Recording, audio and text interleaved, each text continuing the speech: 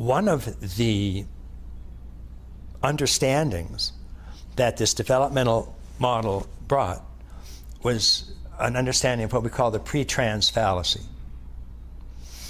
And what the pre-trans fallacy refers to is that as psychological development goes from pre-rational to rational to trans-rational, or pre-verbal to verbal to trans-verbal, or pre-personal to personal to transpersonal, that the pre-states and the trans states appear similar because they're both non-states.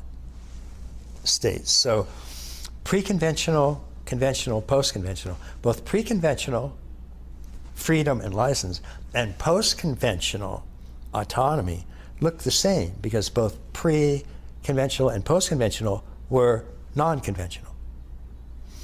And so without really understanding the subtleties of development, this movement from pre-X to trans-X, it was extremely easy to confuse pre and trans. Once you did that, one of two things happened.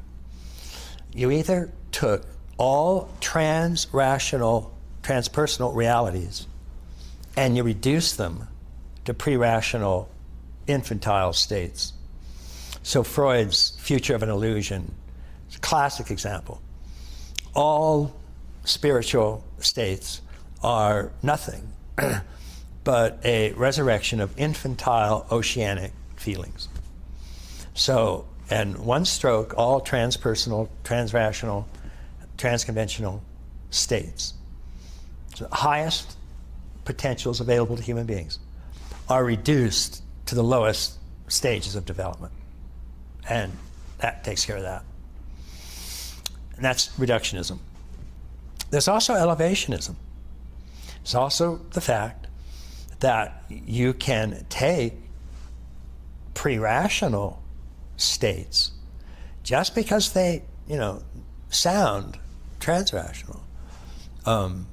Pre-rational states of the infant being one at the mother's breast sounds very mystical.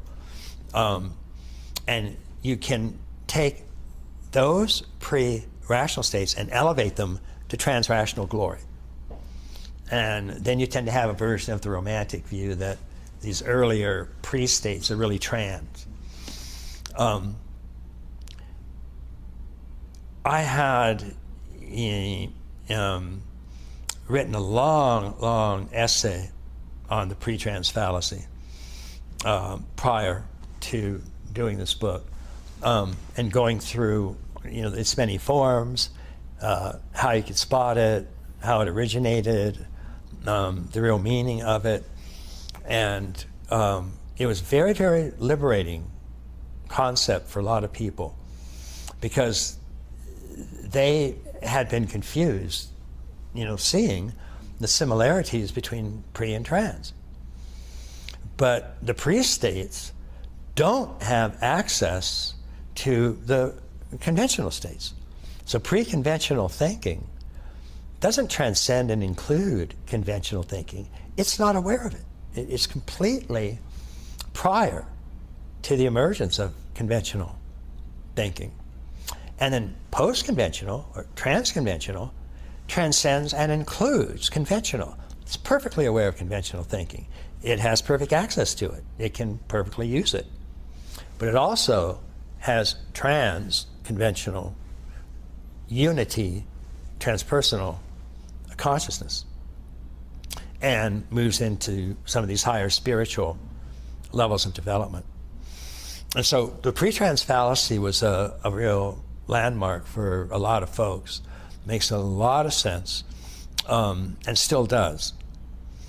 Jack Engler, who is a practicing psychotherapist, had noticed that a lot of individuals with therapeutic problems, particularly borderline therapeutic problems, were attracted to the philosophy of Buddhism because they were making this mistake And they were using the trans-rational Buddhist philosophy of emptiness to rationalize their own pre-rational states of emptiness and fragmentation and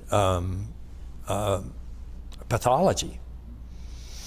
And that being attracted then to these practices that seemed to rationalize their state actually made the states worse, because they were in the process of developing an ego in pre-egoic states on the way to egoic, on the way to trans-egoic.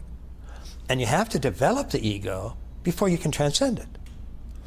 So as Jack famously put it, you have to be somebody before you can be nobody. And that turned out to be a really catchy summary of the pre-trans fallacy for a lot of people.